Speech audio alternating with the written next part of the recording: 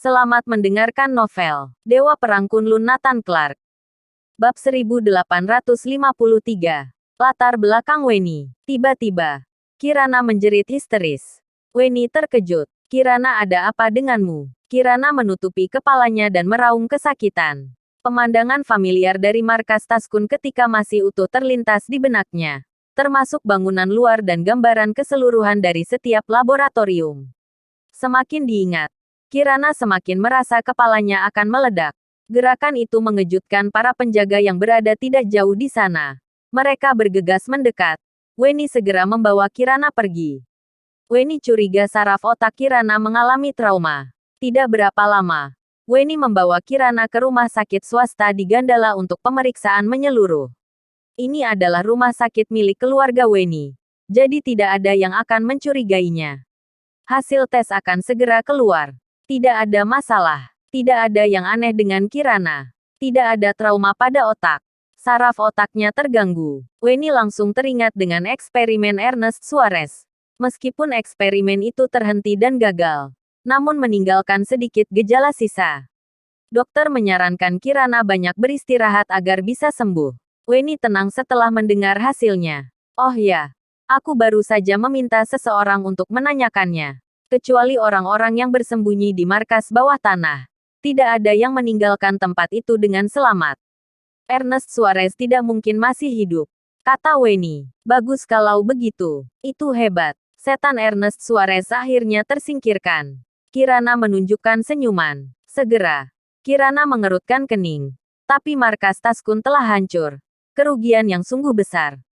Semuanya karena aku. Weni menggelengkan kepalanya dengan acuh tak acuh. Tidak masalah. Aku akan memberikan markas teknologiku kepada aliansi. Meski tidak sebagus markas yang dulu. Tapi untuk sementara bisa dijadikan pengganti. Kirana terkejut. Markas keluargamu. Ya, ayah dan kakekku sangat unggul dalam ilmiah.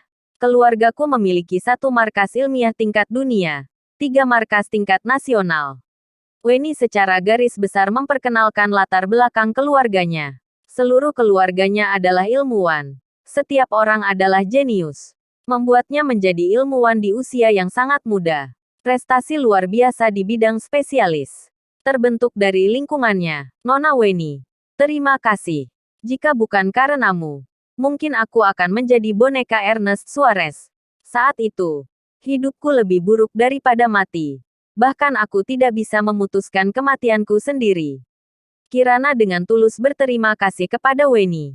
Itu sudah kewajibanku. Lihat, aku juga mendapat berkah dari bencana. Sebenarnya, orang yang harus kita beri ucapan terima kasih adalah orang tua itu. Jika bukan karena dia, bagaimana kita bisa selamat? Ya, dia adalah penolongku. Aku pikir ini adalah akhir hidupku. Di suatu tempat di Neslandia, Richard berkumpul dengan beberapa orang. Kali ini Richard memasuki Neslandia dengan sebuah misi.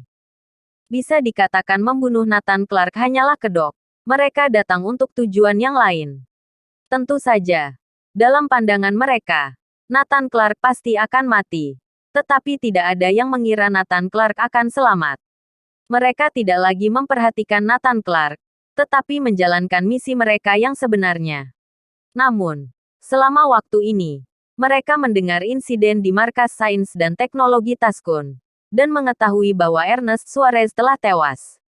Sebelumnya Richard dan Ernest Suarez mengadakan pertemuan singkat. Richard sangat bahagia melihat Ernest Suarez yang begitu kuat. Dia berpikir bahwa Waregel akan mendapat dukungan yang besar. Tak disangka, dalam sehari, berita duka kematian Ernest Suarez terdengar. Ada yang salah. Kesadaran Ernest Suarez masih ada. Meski sangat lemah, dia belum mati. Dia masih hidup.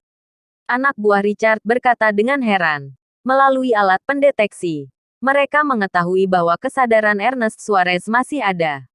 Itu berarti dia belum mati.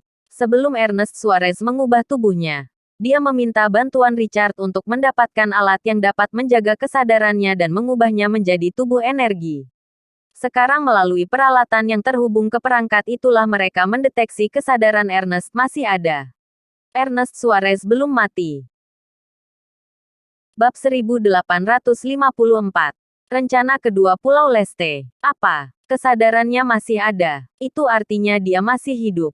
Bagus sekali. Richard tampak bersemangat. Bersorak sukacita. Dia bahkan menuangkan segelas whisky untuk merayakannya. Dengan adanya Ernest Suarez, kekuatan dia dan Waregel akan meningkat banyak. Kirim sebagian orang untuk menemukan Tuan Suarez secepat mungkin. Pastikan kondisinya. Jika butuh bantuan, segera beri bantuan. Richard mulai menyusun tugas. Mengerti. Kemudian, Richard mengubah topik pembicaraan dan berkata, "Oh ya, bagaimana hasil dari setiap tim kalian? Cepat cari mereka. Cepat temukan mereka sebelum ada yang menyadarinya. Begitu masalah Nathan Clark selesai, kita pasti akan diincar oleh Dewan Angkasa." Senyum di wajah Richard kembali menghilang. Tampaknya tujuan mereka datang ke Neslandia kali ini lebih penting daripada Ernest Suarez. "Tuan Richard, apa Anda membutuhkan kami untuk menyelamatkan adikmu?" Seseorang bertanya. "Untuk sementara tidak perlu. Jika diselamatkan, akan membuat musuh siaga. Asalkan Nathan Clark mati. Bukankah Jefferson bisa dibawa pergi kapan saja?" Richard punya rencananya sendiri. "Baiklah. Kita coba cari lokasi Tuan Suarez lebih dulu." Beberapa teknisi mencoba menemukan lokasi Ernest Suarez melalui perangkat tersebut. Beberapa menit kemudian, beberapa orang terkejut dan berkata, "Apa? Mengapa sinyal kesadarannya hilang? Tidak dapat dideteksi lagi. Apa yang salah?" Bahkan Richard terkejut. "Apa? Tidak ada sinyal kesadaran. Cepat periksa. Harus pastikan Ernest Suarez hidup atau mati." Semua orang terkejut dengan situasi di depan mereka. Sinyal kesadaran meredup. Apa dia masih hidup? Pada saat yang sama, di rumah sakit swasta Gandala, Kirana tiba-tiba memegang kepalanya dan menjerit. Jika Weni tidak menopangnya mungkin dia akan jatuh dari ranjang rumah sakit. Kambuh lagi. Weni tercengang. 10 menit yang lalu. Tanpa sebab Kirana merasakan kesakitan. Baru saja dia tenang sebentar. Lalu kambuh kembali. Kali ini Kirana hampir gila. Lebih sakit dibanding dengan yang awal.